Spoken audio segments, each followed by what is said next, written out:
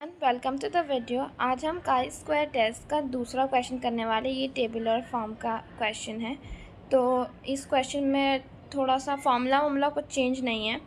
All is जो ई आई है जो हम निकालते हैं वो थोड़ा चेंज है, बाकी सब सेम है, करना वही है, और थोड़ा सा डिग्री ऑफ फ्रीडम में चेंजेस है।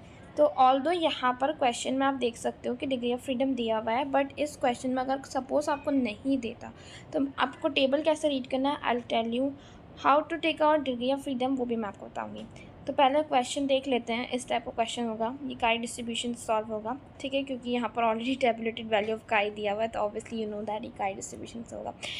तो ठीक है, तो from the following table regard the color of eyes and father and son. Test if the color of the son eyes is associated with that of father. So basically आपको एक hypothesis test करना है जिसमें ये बताना है कि उसके जो बेटा है वो अपने बाप की, उसकी जो बाप है उसके आइज़ उससे रिसेंबल करती हैं कि नहीं। बेसिकली आपको ये बताना है। ये आपको डेटा दिया हुआ है, ये आई ऑफ कलर ऑफ सन जो है लाइट है, नॉन लाइट है, फिर ये डेटा दिया है, ठीक है। तो कुछ टर्मोलॉजीज़ हैं वो समझना पड़ेंगे, तो वो आपको समझाती हूँ। फार्मूला क्या है, डिग्री ऑफ फ्रीडम कैसे निकालते हैं और कैसे ई आई कैलकुलेट करते हैं, वो सब मैं बताती हूँ। तो ये आपका ए होगा, ये बी होगा, ये सी होगा और ये डी होगा। बेसिकली यहाँ पर E1 और E2 और E3 कैलकुलेट करना है, मतलब जितने, ठीक है। ये वैसे तो 4 ही होंगे क्योंकि E4 तक ही होगा, ठीक है। और डिग्री सब कैसे करते हैं मैं आपको सब बताऊँगी। तो बेसिकली आपको क्या करना है, E1 का जो फार्मूला है वो कैसे बनता है मैं आपको बताती हूँ। E1 कैसे कैलकुलेट करना है, तो पहले आपको ये देखना होगा। आप देख सकते हो ये वाला जो कॉलम है, इफ़ यू सी, ओके, ये वाला कॉलम, ठीक है, ये मैं एरोस बना लेती हूँ पहले, ये, ठीक है।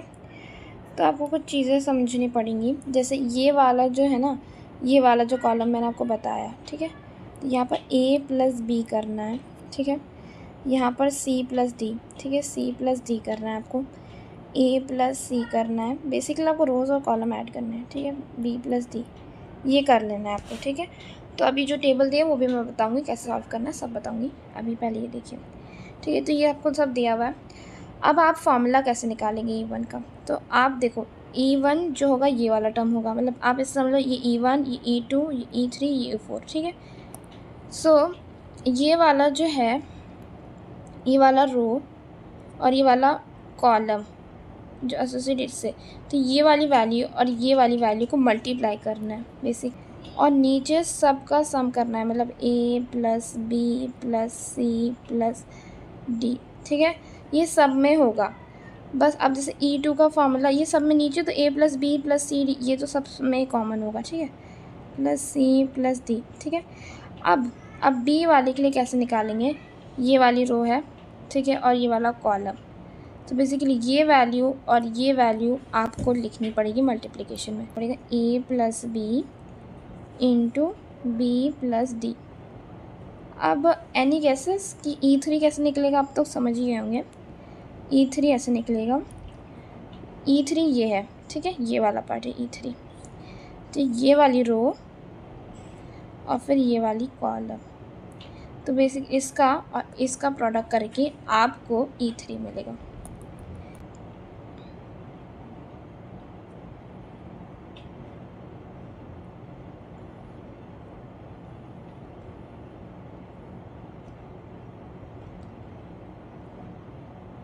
अब आप E4 जो है कैसे निकल, E4 ये वाला टर्म है, ठीक है, तो रो और ये वाली कॉलम, बेसिकली इसका और इसका अगर आप प्रोडक्ट कर देते हैं बीच में, इन दोनों का product, you will get E4। तो C plus D into B plus D और A plus B plus C जो हम करते हैं ये करना है, ठीक है। आई होप सो ये सब कुछ क्लियर हो गया होगा, ये फार्मूलाज आपको समझ में आ गए होंगे, ठीक है। तो अब हम डिग्री ऑफ फ्रीडम देखते हैं। डिग्री ऑफ फ्रीडम, ठीक है, तो डिग्री ऑफ फ्रीडम ऐसे होते हैं, इसमें होता है P-1 इंटू Q-1। अब आप ये सोच रहे हैं P क्या है Q क्या है, वो भी मैं बताती हूँ आपको। तो आपका ये वाला जो पार्ट है ये आपका रो हो गया और ये आपका कॉलम। रोज़ है ना, ये आपका पी हो जाएगा और ये कॉलम जो है पी लाइक क्यू। तो ऑब्वियसली आपके रोज़ कितने हैं, ये 1 रो ये 2 रो, तो आपका 2 - 1 कर सकते हैं डिग्री ऑफ फ्रीडम। कॉलम कितना है, ये 1 कॉलम ये 2 कॉलम, तो 2 - 1, तो दोनों को मल्टीप्लाई करके जो आएगा 1, तो मतलब डिग्री ऑफ फ्रीडम 1। इसलिए आप क्वेश्चन में देख रहे होंगे कि उन्होंने डिग्री ऑफ फ्रीडम 1 के ऊपर उन्होंने 5% का सिग्निफिकेंस दिया है।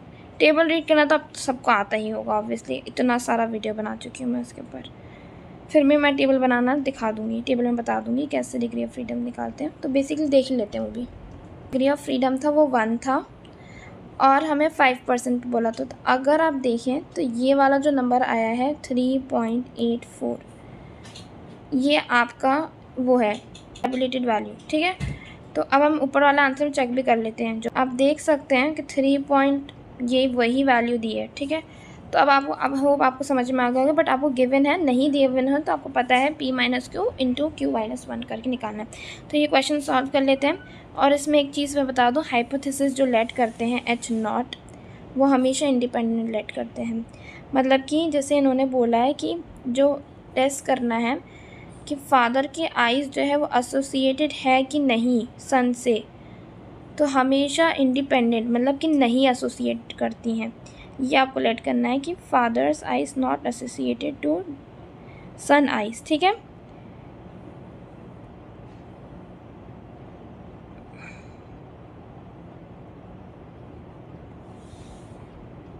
और इसका अब ठीक है, तो अब इस हाइपोथेसिस के ऊपर हम टेस्ट करते हैं। तो सबसे पहले मैंने टेबल बनाई है, ठीक है। तो टेबल के ऊपर मैंने वैल्यू लिखी है 471 51 418 230। मैंने आपको बताया था ये वाली ऐड कर लीजिए, तो इसको ऐड करके ये आया, इनको ऐड करके ये आया। और अब ये जो वैल्यूज़ है मैं इसका चेंज कर लेती हूँ थोड़ा सा, इनको ऐड करके ये आया और इनको ऐड करके ये आया, ठीक है। अब E1 कैसे कैलकुलेट करते हैं मैंने वो भी बताया था, ये E1 है, राइट। ये वाला बॉक्स जो है E1 है, ठीक है। तो E1 ये वाली रो और ये वाला कॉलम, दैट मीन्स ये वाली वैल्यू और ये वाली वैल्यू का हम प्रोडक्ट करेंगे। लुक मैंने यहाँ पर बोला है, और इन सब का लाइक इन चारों का सम जो है 900 है, ठीक है। तो इसको कैलकुलेट करके ये आया, ठीक है। अब E2 कैसे निकालेंगे वो देख लेते हैं। E2 के लिए आपको पता है कि B जो है ये वाला E2 है, ये वाली के लॉन्ग रो, ये वाली और इसके अलॉन्ग कॉलम। दैट मीन्स ये वाली वैल्यू और ये वाली जो वैल्यू है ये दोनों का प्रोडक्ट यहाँ पर प्लस नीचे सबका सम, तो आपका ये वैल्यू आई है, ठीक है 3, ठीक है। E3 ये है। इसके अलावा रो देखो ये वाली रो है, मतलब ये वाली वैल्यू आएगी। कॉलम देखो ये वाला कॉलम है, मतलब कि ये वाली वैल्यू। इन दोनों का प्रोडक्ट मतलब कि इन दोनों का मल्टीप्लाई, ठीक है।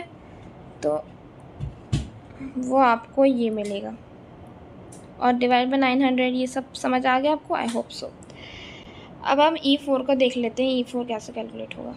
आपको पता है E4 वाली वैल्यू ये है और इसके अलॉन्ग रो देखो ये वाली रो है, मतलब ये वाली वैल्यू। और अब कॉलम मतलब ये वाली वैल्यू जो है इसके बीच में प्रोडक्ट होगा, सॉरी। तो देखो ये मैंने वही किया है और डिवाइड बाय 900 ये आंसर है, ठीक है। आई होप ये समझ में आ गया होगा कि मैंने कैसे किया है। नहीं समझ आया तो मैं फिर से बता देती हूँ एक बार। तो देखो ये वाले रो के अलॉन्ग और फिर ये वाले कॉलम के अलॉन्ग इन दोनों का प्रोडक्ट, ठीक है। ये E1 के लिए हो गया, फिर डिवाइड बाय सबका, ठीक है। बी के लिए ये वाली रो है और फिर ये वाला कॉलम है, तो मतलब ये वाली वैल्यू ये वाली वैल्यू, ठीक है, ये वाली रो, ठीक है। E4 के लिए ये वाला रो और ये वाली कॉलम, मतलब ये वाली वैल्यू इसके साथ प्रोडक्ट होगी और ये वाली वैल्यू ये वाली इसके साथ प्रोडक्ट होगी फॉर E3 और ये वाली इसके साथ प्रोडक्ट E4 के लिए, ठीक है। आई होप आपको समझ में आ गया होगा ये चीज़। तो अब हम टेबल बना लेते हैं।